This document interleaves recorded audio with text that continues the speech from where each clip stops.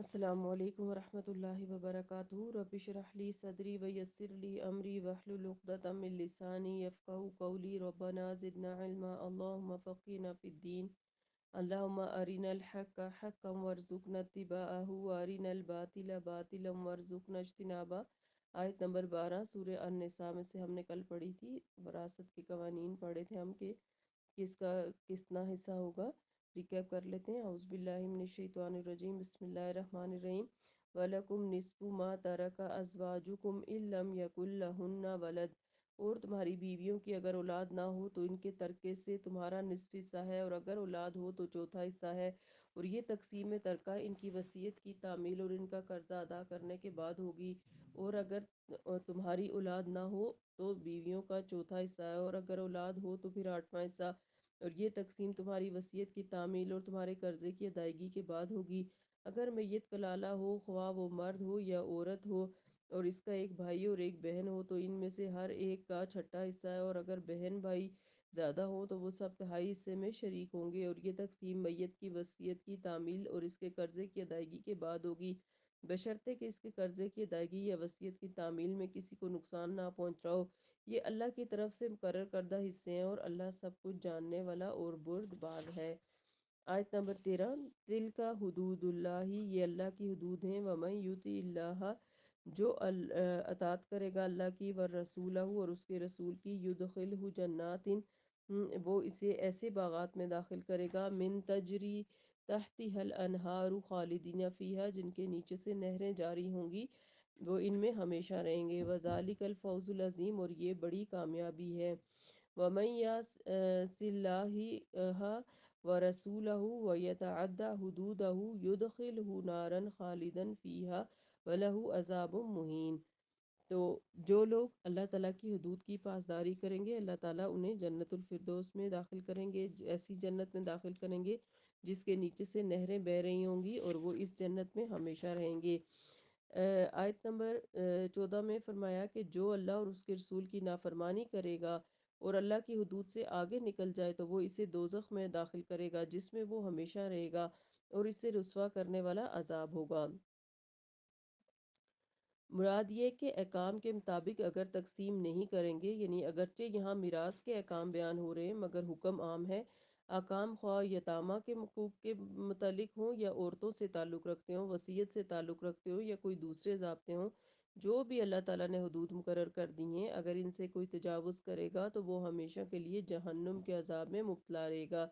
ربط مضمون کے لحاظ سے مطلب یہ ہوگا کہ جو شخص اس قانون وراثت کو توڑے، عورتوں کو ورثے سے محروم رکھے، یا صرف بڑے بیٹے کو مستحق وراثت قرار دے، یا عورت مرد کو برابر کا حصہ قرار دے، یا جائیداد کو سرے سے تقسیم ہی نہ کرے اور اسے مشترکہ خاندانی جائیداد قرار دے دے، تو ایسے سب لوگ حدود اللہ سے تجاوز کرنے والے اور عذاب علیم کے مستحق ہیں۔ اس میں کیا بتایا جا رہا ہے کہ اللہ تعالیٰ کی بتائی ہوئی حدود کے مطابق اگر جائیداد تقسیم نہیں ہوگی تو ایسے لوگوں کو اللہ تعالیٰ سزا سے نوازیں گے۔ آیت نمبر 15، واللاتی یاتین الفاحشۃ من نسائکم فاستشہدوا علیہن اربعۃ منکم فإن شہدوا فامسکوہن فی البیوت حتی یتوفاہن الموت او یجعل اللہ لہن سبیلا۔ تمہاری عورتوں میں سے جو بدکاری کی مرتکب ہوں ان پر اپنے میں سے 4 آدمیوں کی گواہی لو، اور اگر وہ گواہی دے دیں تو انہیں گھروں میں بند رکھو تا آن کے انہیں موت آ جائے، یا اللہ ان کے لیے کوئی اور راہ پیدا کر دے اور کوئی دوسری یعنی تجویز دے دے۔ تو یہاں زنا کی سزا بتائی جا رہی ہے کہ احکام وراثت کے بعد اب دوسری معاشرتی برائیوں کا ذکر کیا جا رہا ہے، جن میں سیر فرض، زنا اور فحاشی ہے۔ زنا کے لیے گواہیوں کا نصاب 4 مردوں کی گواہی ہے، اور یہ سب عاقل، بالغ اور قابل اعتماد ہونے چاہیے۔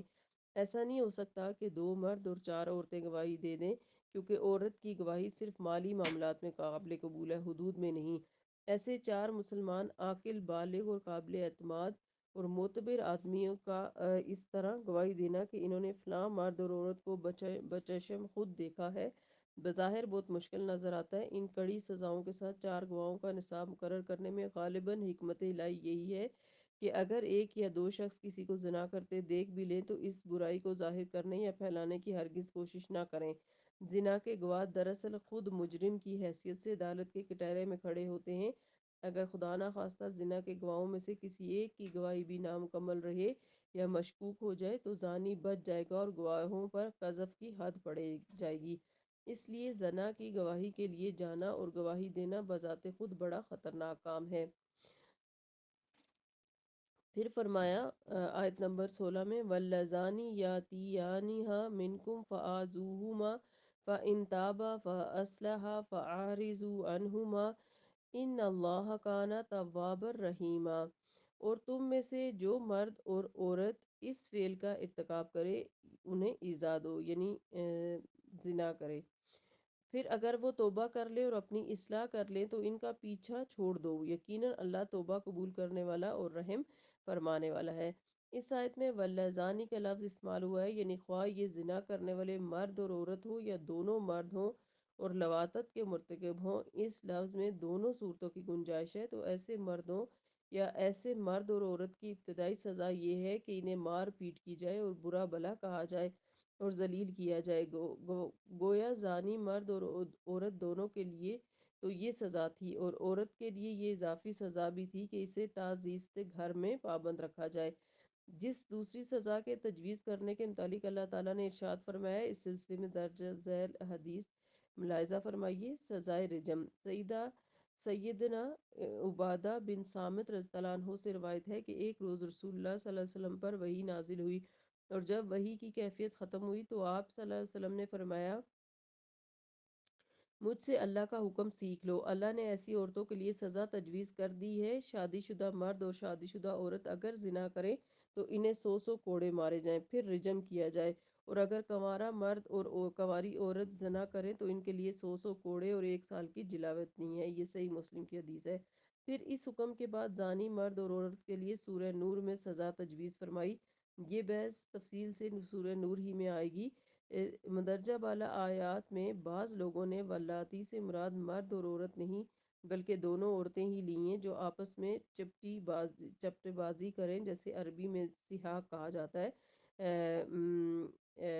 ایسی اور دونوں عورتوں کے لیے سزائے حبس دوام ہے، یعنی گھر ہی میں ایسی عورتوں کی کڑی نگہداشت رکھی جائے۔ یہ حد نہیں بلکہ تعزیر ہے، لیکن یہ مراد کچھ درست معلوم نہیں ہوتی، کیونکہ بعد میں اللہ تعالیٰ نے جو سزا تجویز فرمائی وہ مرد اور عورت کے لیے سزا تھی، خواہ وہ کنوارے ہوں یا شادی شدہ، ہر ایک کے لیے علیحدہ علیحدہ سزا مقرر ہوئی۔ مندرجہ بالا اب عبادہ بن صامت رضی اللہ عنہ کی حدیث سے واضح ہے۔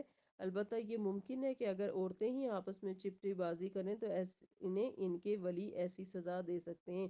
اس طرح واللزانی سے مراد اغلام یا لواطت لی گئی ہے، یعنی ایسی بدفعلی جو دو مرد آپس میں کرتے ہیں۔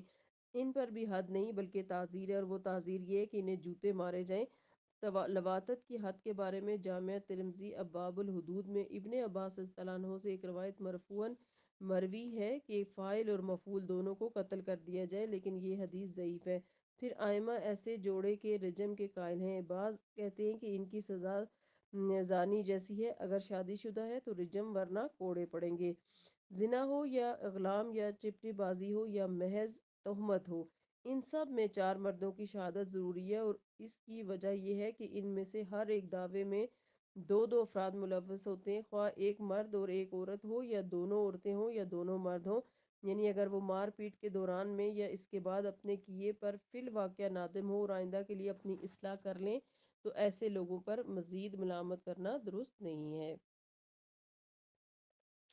تو آج کی جو تفسیر ہم نے سیکھی، اس میں ایک تو ہم نے یہ پڑھا کہ جو ہم نے تفسیر کی تھی وراثت کے قانون کے حوالے سے، اس کو ان احکامات کو پورے کرنے والوں کو اللہ تعالیٰ جنت میں داخل فرمائیں گے جس میں وہ ہمیشہ رہیں گے، لیکن جو ان حدود کا پاس نہ کریں گے، کسی بھی طرح سے وراثت کی تقسیم میں گڑبڑ کریں گے یا اسے تقسیم نہیں کریں گے یا صحیح طرح تقسیم نہیں کریں گے، تو ایسے لوگوں کے لیے اللہ کی طرف سے عذاب ہے۔ پھر اس کے بعد ہم نے پڑھا کہ تم عورتوں میں سے جو بدکاری یعنی زنا کریں تو ان کے اوپر 4 گواہیاں لائی جائیں گی۔ گواہی لائے بغیر کسی کی بات کو قبول نہیں کیا جائے گا، کیونکہ یہ دوسرے کی زندگی کا مسئلہ ہے، عزت کا مسئلہ ہے، اس لیے محض کسی ایک کے کہہ دینے پر یا کسی دو کے کہہ دینے پر سزا نہیں دی جائے گی، حد نافذ نہیں کی جائے گی، بلکہ اس کے لیے 4 گواہ لائے جائیں گے۔ تو اصل میں اس میں یہ کہا جا رہا ہے کہ اگر ایسی کوئی بات دیکھ بھی لی جائے تو اس کو اس کی تشہیر نہ کی جائے، اور اس کے ذریعے سے معاشرے کے اندر جو ہے وہ بیہودہ باتیں نہ پھیلائی جائیں، تاکہ معاشرے کے اندر اصلاح کا عنصر قائم رہے۔